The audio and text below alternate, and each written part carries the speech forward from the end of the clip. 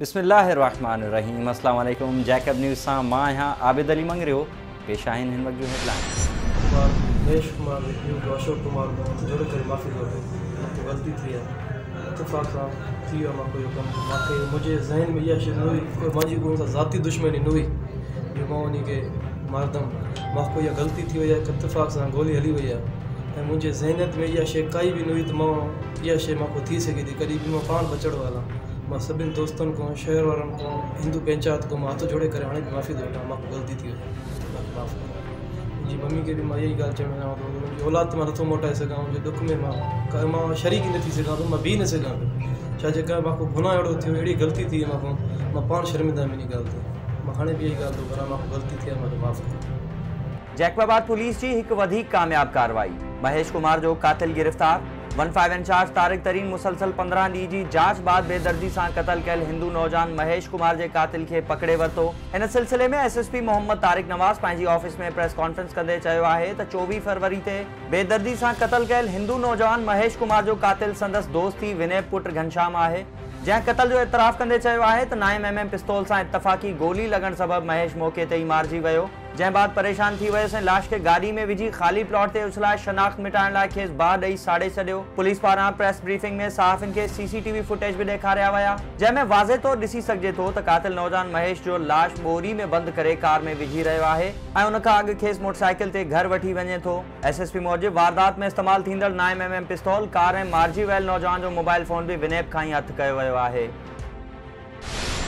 गढ़ी असन में उरड़ी विघे एक वधीक बारडो फौत। एक हफ्ते अंदर अंग 3 थी वियो। सेहत खातो निंड सुतल। गोठ हजार खान खोसो में उरड़ी विघे 4 वरनि जो नीगर अब्दुल हकीम खोसो फौत थी वियो। एक हफ्ते अंदर उरड़ी विघे फौत थियल ॿारनि जो अंग 3 थी वियो। गोठ जवारियो मरेठो में 3 वरनि जी सानिया ऐं गोठ कुंडल घुन्यो में 4 वरनि जी नींगरी रज़िया घुन्यो फौत थी चुकियूं आहिनि। गोठ हाजी मोहम्मद अयूब खोसो, मोहम्मद आचर खोसो, अब्दुल वाहिद खोसो ऐं ॿियनि केतिरनि ई गोठनि में ॿार उरड़ी जे वबाई मर्ज़ में मुब्तला आहिनि, जिनमें हकीमा, अताउल्ला, मोहम्मद यूसुफ, सेहत खातून, राशिद, खुर्शीद, हाजरा, सरदार ऐं ॿिया बि केतिरा ई ॿार शामिल आहिनि। उरड़ी जे बेकाबू थियण बावजूद सेहत खाते पारां को बि तहरुक न वरितो वियो आहे।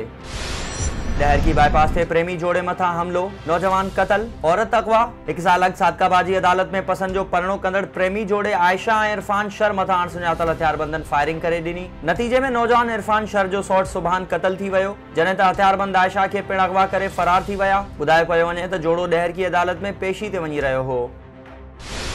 नौशेरो फेरोज में अदालत ॿाहिरां फायरिंग, एक ॼणो कतल, फायरिंग कंदड़ भी जख्मी। पुलिस ॿिन्ही धुरनि जे माण्हुनि खे गिरफ़्तार करे वरितो।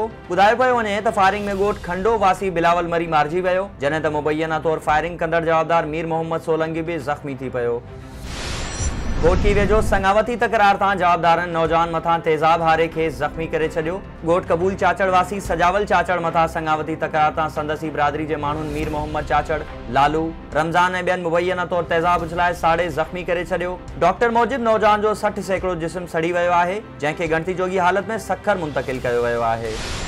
गढ़ी असन वेझो गोठाणी औरतनि जो बलोचिस्तान पुलिस खिलाफ कुरान पाक खणी एहतजाज। गोठ खंबड़ बंगलाणी वासण औरतनि अज़मत खातून ऐं मुस्मात मथीरां बंगलाणी कुरान पाक खणी पावर सनड़ी पुलिस खिलाफ दाहींदे चयो आहे त पुलिस बासरनि खां गरी रिश्वत वठी असांजे मर्दनि मथां कूड़ा केस दाख़िल करे 2 नौजवाननि खावन बख्श ऐं अज़मत खान खे खंभे गुम कयो आहे। उन्हनि अपील कंदे चयो त नौजवाननि खे ज़ाहिर करे इंसाफ़ कयो वञे। असांखे ख़दशो आहे त खेनि कूड़े मुक़ाबले में क़तल कयो वेंदो।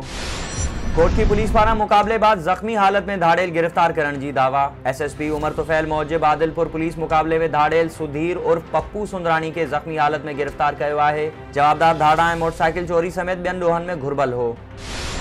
कंदकोट ऐं तंगवाणी में कविता कुमारी के अगवा करे मजहब मटाइण खिलाफ धार एहतजाज। तंगवाणी में कविता के वारिसन पीर तख्त मलोड, लालचंद, दीवान कुमार ऐं ॿियनि एहतजाज कंदे चयो त कल नारी के कार सवार हथियारबंदनि ज़बरदस्ती अगवा कयो। उन्हनि असांजी 13 वरनि जी न्याणी ते दबाव विझी मुसलमान थियण जो बयान ॾियारियो। उन्हनि अपील कंदे चयो त कविता के अदालत में पेश कयो वञे ऐं शरई कानूननि ते अमल कयो वञे। कंदकोट में सिंधी हिंदू इतिहाद ऐं ओड बिरादरी पारां मुखी डॉक्टर सुरेश कुमार तलरेजा, शहजादो ओड, दर्पण कुमार ऐं ॿियनि जी अॻवानी में एहतजाजी मुज़ाहिरो कयो वियो। हिंदू बिरादरी जो चवणु हो त औबाश नौजवाननि पारां मासूम न्याणी खे अगवा करण बाद जबरी मज़हब तब्दील करे शादियूं करायूं पयूं वञनि। उन्हनि घुर कई त सिंध में रहंदड़ अक़लियतनि सां ज़ुल्म बंदि करे इंसाफ़ कयो वञे।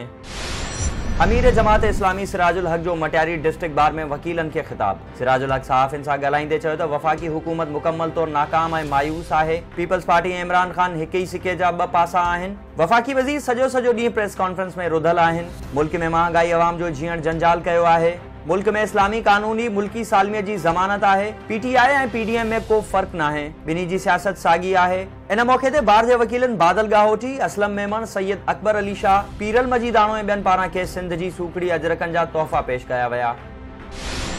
बुल्ली शाह करीम वेझो घरू तकरार तां भेणवीअ लठियूं हणी साली खे रतो रत करे छॾियो। ॻोठ दोरो धमाच में घरू तकरार तां अब्दुल हफीज़ धमाच पंहिंजी 22 वरनि जी साली शमीदा ज़ाल अब्दुल शकूर धमाच खे लठियूं हणी मरणी करे विधो, जंहिंखे दड़ो इस्पताल आंदो वियो, जिते लेडी डॉक्टर मोकल ते हुअण सबबि औरत जो इलाज न थी सघियो। ज़ख़्मी औरत जे भाउ बोला ख़ान धमाच मूजिब घरू तकरार तां भेणवीअ मुंहिंजी भेण खे धक हणी ज़ख़्मी कयो आहे। बडाणी में हिकी रात 2 चोरियूं। चोर ॻोठाणे जे घर मां मैं मोटरसाइकिल चोराए फरार। मयानी हेठ बडाणी थाणे जी हद ॻोठ रईस सैफल भुट्टो में रात देर सां सुञातल चोर मिस्त्री बशीर अहमद भुट्टो जे घर में घिड़ी दरवाज़े जा ताला तोड़े मैं चोरी करे फरार थी विया। जॾहिं त ॻोठ मौलवी धड़ो छिजण में चोर मौलादार छिजण जे घर मां 2019 सीडी मोटरसाइकिल चोरी करे फरार थी विया। ॻोठाणनि पंहिंजी मदद पाण तहत पैरा खया, जेके कच्चे तरफ़ गुम थी विया। पनो वाकिल में इरफान जतोई खे कूड़े पुलिस मुक़ाबले में मारण ख़िलाफ़ एहतजाज। सिंध यूनिवर्सिटी जे शागिर्द इरफान जतोई जे क़त्ल ख़िलाफ़ पनो Vakil press club आॾो comrade Ahmad नवाज़ इनकलाबी, इसहाक जसकानी, परवेज़ कलवण ऐं ॿियनि जी अॻवानी में 2 कलाकनि ताईं एहतजाजी मुज़ाहिरो कयो वियो। अॻवाननि घुर कंदे चयो त इरफान जतोई खे क़त्ल कंदड़नि ख़िलाफ़ केस दाख़िल करे सिंध सां इंसाफ़ कयो वञे। ऐं खैरपुर नाथन शाह में बहरान पब्लिक हाई स्कूल पारां पहिरीं पोज़ीशन हासिल कंदड़ शागिर्दनि खे इनाम ॾिना विया। खैरपुर नाथन शाह बार जे general secretary advocate Khawaja Khairuddin Dero ऐं सीनियर उस्ताद मुख्तियार अली मशहूरी महिमान ख़ासि तौर शिरकत कई। जन पोज़ीशन खणंदड़ शागिर्दनि में इनाम विरहाया। इन मौक़े ते principal Mohammad Ilyas Panwar, vice principal Didar Ali मशहूरी ऐं ॿिया पिणु मौजूद हुआ। ही हुयूं हिन वक़्त ताईं जूं ख़बरूं। वधीक ख़बरुनि ऐं अपडेट्स लाइ विज़िट कयो असांजी वेबसाइट www.jacobnewsht.com ऐं फेसबुक ते फॉलो कयो। ॾिसंदा रहो जैकब न्यूज़, ख़बर खां हक़ीक़त में।